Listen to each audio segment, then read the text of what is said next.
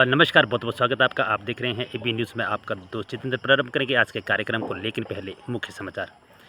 PM Modi का Ukraine दौरा खत्म कर सकता है युद्ध, यूएन चीफ ने जताई उम्मीद। काठमांडू हादसे में अब तक 14 की मौत। महाराष्ट्र से घूमने नेपाल पहुंचा था 104 लोगों का ग्रुप। गोरखपुर बस के मालिक से सुनिए कहाँ के थे यात्री।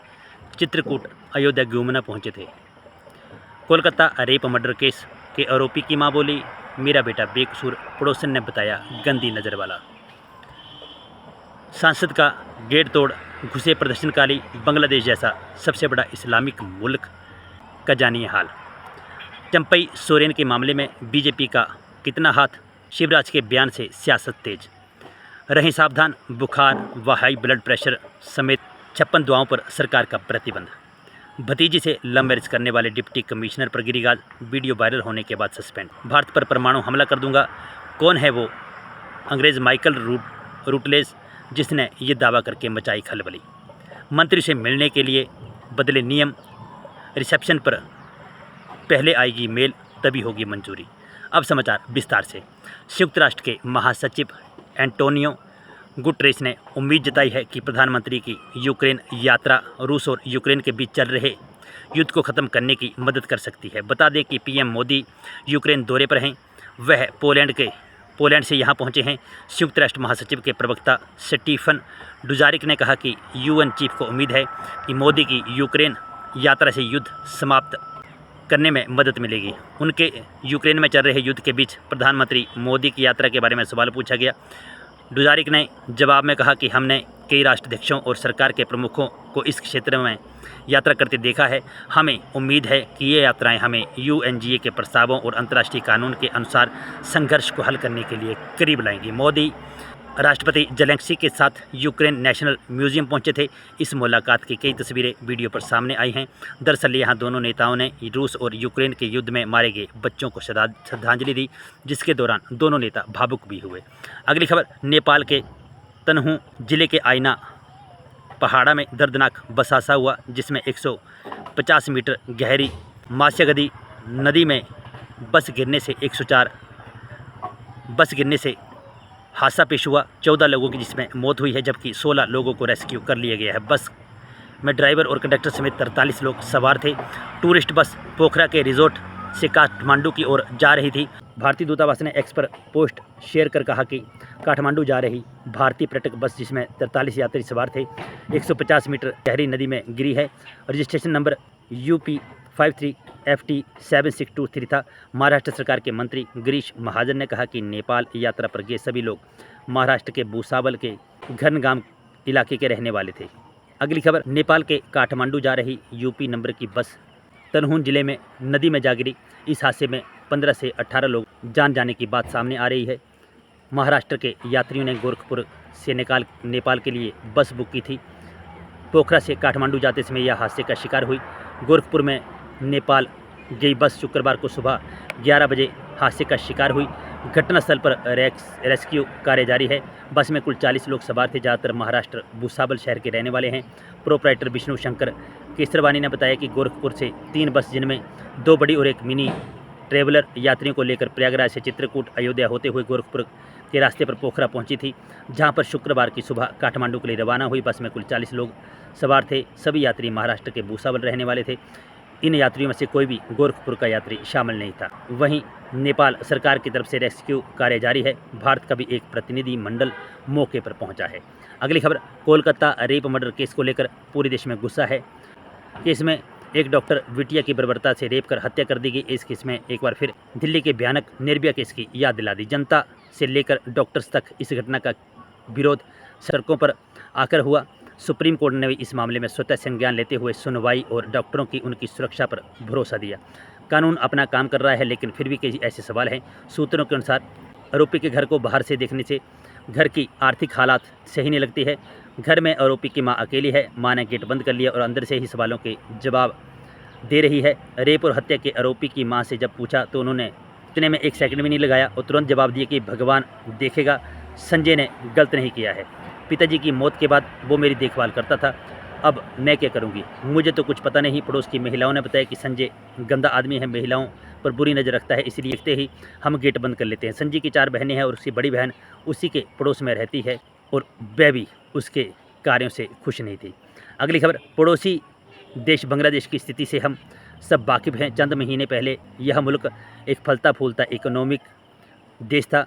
यहाँ की तत्कालीन प्रधानमंत्री शेख हसीना एक तरफ चीन तो दूसरी तरफ भारत को साधते हुए देश की आर्थिक प्रगति को लेकर अरबों खरबों डॉलर फंड ला रही थी, लेकिन अंदर ही अंदर उनके खिलाफ एक आग सुलग रही थी, जो कि हाल ही में ज्वालामुखी के रूप में उभर गई। लेकिन प्रधानमंत्री उस ज्वाला के धुएं को समझ नहीं पाई। फिर अचानक मुल्क ने उनके खिलाफ विद्रोह भड़क गया और उन्हें अपनी जान बचाकर भारत में शरण लेनी पड़ी।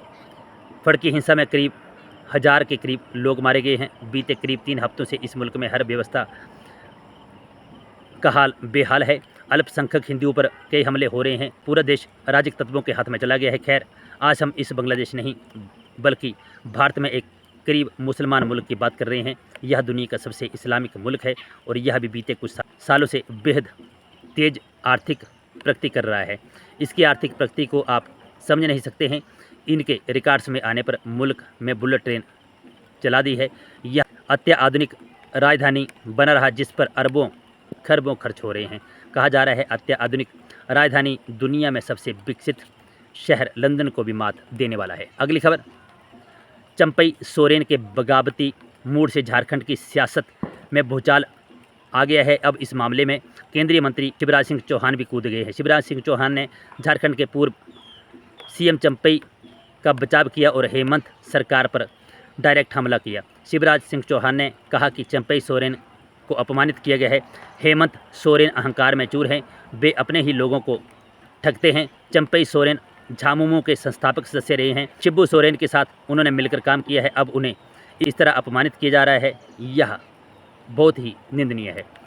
उन्होंने कहा कि सीएम रहते हुए चंपई सोरेन ने विधायक दल की बैठक का पता नहीं होता था, कार्यक्रम करने का और कुछ भी बांटने से मना कर दिया जाना, ऐसा व्यवहार जो है वो हर किसी कार्यकर्ता को दर्द पहुंचाता है। अगली खबर, केंद्र सरकार ने गुरुवार को 156 फिक्स्ड डोज कॉम्बिनेशन दवाओं पर प्रतिबंध लगा दिया है। इनमें एंटीबायोटिक, दर्द निवारक और मल्टीविटामिन दवाएं शामिल है। जांच में पाया गया है कि दवाएं स्वास्थ्य के लिए खतरा पैदा करती हैं। केंद्रीय स्वास्थ्य परिवार कल्याण मंत्रालय ने एक अधिसूचना जारी कर इन दवाओं को निर्माण, बिक्री और वितरण पर पूरा प्रतिबंध लगा दिया है।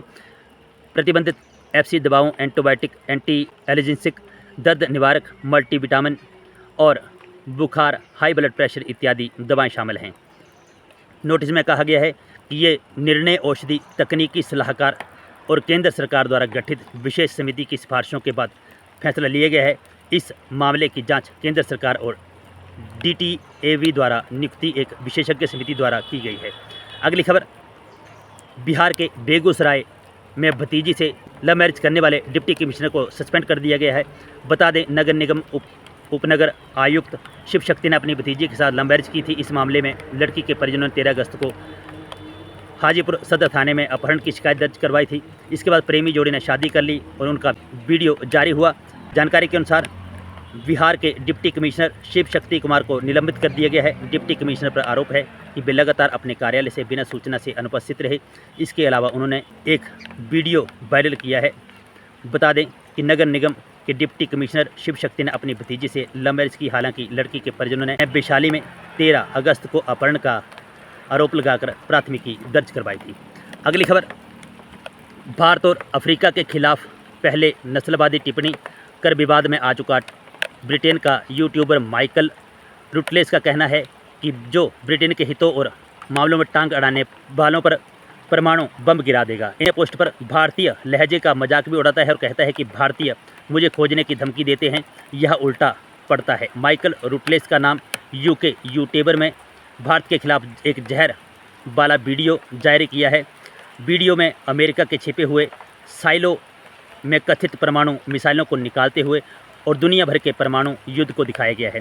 वीडियो शेयर करते हुए उसने लिखा कि जब मैं इंग्लैंड के प्रधानमंत्री बनूंगा तब मैं ब्रिटिश हितों और मामलों में हस्तक्षेप करने वाले किसी भी विदेशी शक्ति को साफ चेतावनी के तौर पर परमाणु साइलो खोल दूंगा। अगली खबर, हिमाचल प्रदेश सचिवालय ने प्रवेश के नए नियम लागू किए हैं। अब मंत्रियों, मुख्य संसदीय सचिवों और सरकार के चुनिंदा प्रतिनिधियों के साथ मिलने से पहले मंजूरी लेनी होगी। रिसेप्शन से संबंधित और CPS व अन्य अधिकारियों की शाखा को फ़ोन किया जाएगा। अगर किसी से मिलना आवश्यक होगा तो प्रवेश से संबंधित कार्यालय में ईमेल भेजी जाएगी। इस औपचारिकता को पूरा करने के बाद ही सचिवालय में प्रवेश मिल पाएगा। दोपहर 2 बजे के बाद पहले की तरह ही पास बनेंगे। सचिवालय प्रशासन की विभाग से इस बाबत निर्देश दिए गए हैं। मुख्यमंत्री सुखेंद्र सिंह ने कार्यालय में पूरे सप्ताह लोगों की भीड़ न जुटे, इसके लिए बुधवार और शुक्रवार को दरबार लगाने की व्यवस्था की है।